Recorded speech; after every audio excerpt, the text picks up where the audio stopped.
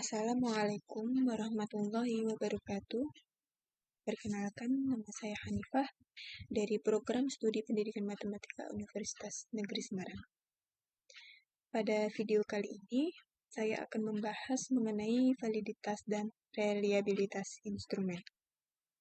Sebelumnya, saya akan menjelaskan sedikit mengenai tes hasil belajar.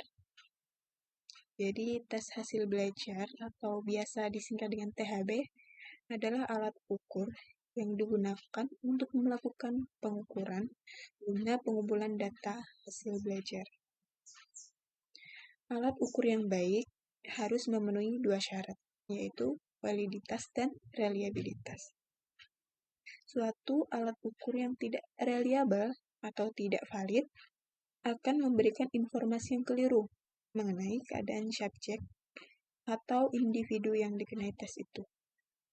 Oleh karena itu, sebelum digunakan untuk mengumpulkan data, THB harus terlebih dahulu diuji validitas dan reliabilitasnya. Nah, sekarang masuk pada pembahasan yang pertama, yaitu validitas. Validitas itu sendiri berhubungan dengan apakah tes mengukur apa yang mesti diukurnya. Kemudian, validitas yang berasal dari kata validity mempunyai arti sejauh mana kecermatan dan ketepatan alat ukur yang melakukan fungsi ukurnya. Kemudian, tidak hanya itu, validitas juga merupakan derajat sejauh mana suatu alat ukur itu mengukur apa yang hendak diukur. Kemudian ada tipe-tipe validitas. Yang pertama, validitas isi. Yang kedua, validitas konstruk. Yang ketiga, validitas kriteria. Kemudian kita akan membahas validitas isi terlebih dahulu. Validitas isi adalah pengujian validitas dilakukan atas isinya untuk memastikan apakah butir THB mengukur secara tepat keadaan yang ingin diukur. Kemudian, validitas isi berhubungan dengan representativitas sampel butir dari semesta populasi butir. Yang kemudian, validitas isi dapat dilakukan atau pengujian validitas isi dapat dilakukan menggunakan satu dari 3 metode, yaitu menelaah butir instrumen, meminta pertimbangan ahli, dan analisis korelasi butir total. Selanjutnya, validitas isi dibagi menjadi dua. Yang pertama, validitas muka. Yang kedua, validitas logik. Untuk validitas muka, itu berhubungan dengan sejauh mana penentuan validitas tersebut berdasarkan apa yang nampak. Ini adalah penilaian yang sangat minimal, karena melihat dari bungkusnya. Kemudian validitas logik. Kondisi valid di mana terpenuhi karena instrumen yang bersangkutan sudah dirancang dengan baik, mengikuti teori dan ketentuan yang sudah ada. Selanjutnya, validitas konstruk.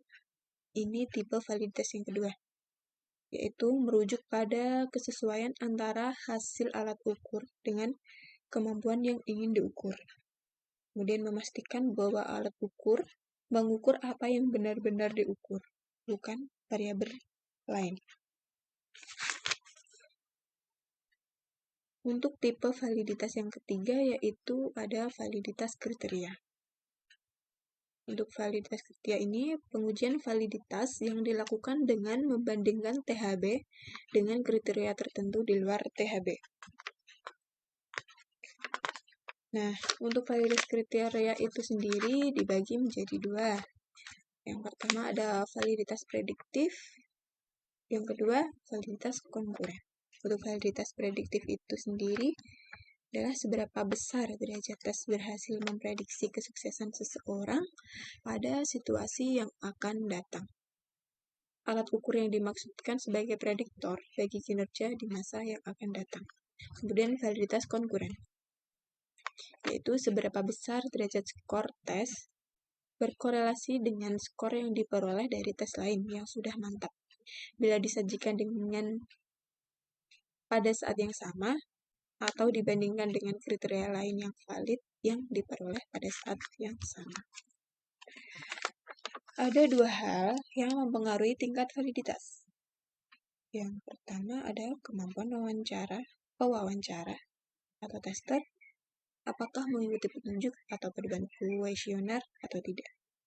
Yang kedua, keadaan responden sewaktu wawancara berlangsung.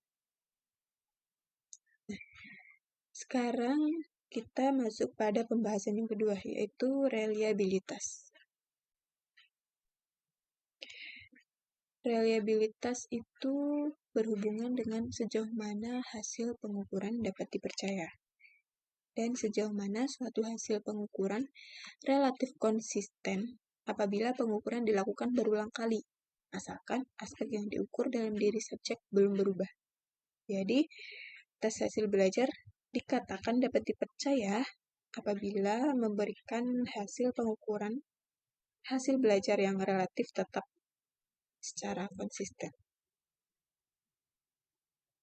Selanjutnya ada batasan reliabilitas.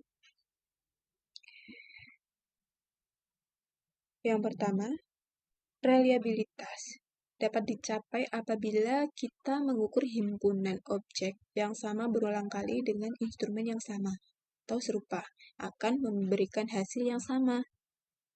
Kemudian yang kedua, reliabilitas dapat dicapai apabila ukuran yang diperoleh dari suatu instrumen pengukur adalah ukuran yang sebenarnya untuk sifat yang diukur.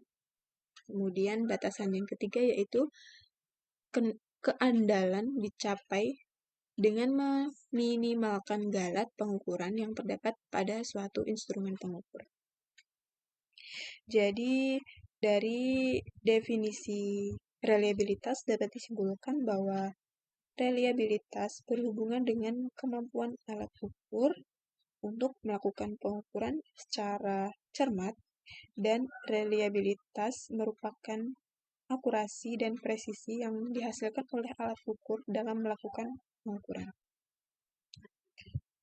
Selanjutnya ada koefisien reliabilitas. Secara empirik, tinggi rendahnya reliabilitas itu ditunjukkan oleh suatu angka yang disebut koefisien reliabilitas. Nah, koefisien reliabilitas berkisar mulai dari 0,0 sampai dengan 1,0. Koefisien reliabilitas selalu mengacu pada angka positif, karena angka yang negatif tidak ada artinya bagi interpretasi reliabilitas hasil ukur. Selanjutnya ada metode estimasi reliabilitas. Yang pertama, pendekatan tes ulang. Pada metode pendekatan tes ulang ini dilakukan dengan menyajikan tes 2 kali pada satu kelompok subjek dengan tenggang waktu di antara kedua penyajiannya. Jadi, semakin besar variasi perbedaan skor subjek antara kedua pengenaan itu, berarti semakin sulit untuk mempercayai bahwa tes tersebut memberikan hasil ukur yang konsisten. Metode estimasi yang kedua ada pendekatan bentuk paralel. Nah, dalam pendekatan bentuk paralel tes ini, yang akan diestimasi reliabilitasnya harus ada paralelnya, yaitu tes lain yang sama tujuan ukurnya dan setara isi itemnya, baik secara kualitas maupun kuantitas. Atau jika dengan bahasa sederhana, bisa dikatakan dua tes yang kembar.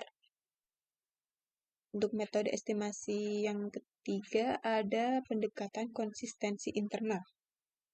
Nah, pendekatan konsistensi internal ini dilakukan dengan menggunakan satu bentuk tes yang dikenakan hanya sekali saja pada sekelompok subjek. Dengan menyajikan satu tes hanya satu kali, maka problem yang mungkin timbul pada dua pendekatan reliabilitas terdahulu dapat terhindari. Selanjutnya ada hubungan validitas dan reliabilitas. Jadi validitas itu mempermasalahkan kesesuaian antara konsep dan kenyataan empiris, sedangkan reliabilitas kesesuaian hasil-hasil pengukuran di tingkat kenyataan empiris. Dapat disimpulkan bahwa valid pasti reliable, tapi tidak untuk sebaliknya. Pengukuran yang dapat diandalkan akan mengukur secara konsisten, tapi belum tentu mengukur apa yang seharusnya diukur. Nah, demikian pembahasan mengenai validitas dan reliabilitas. Semoga dapat dengan mudah dipahami. Saya akhiri, wassalamualaikum warahmatullahi wabarakatuh.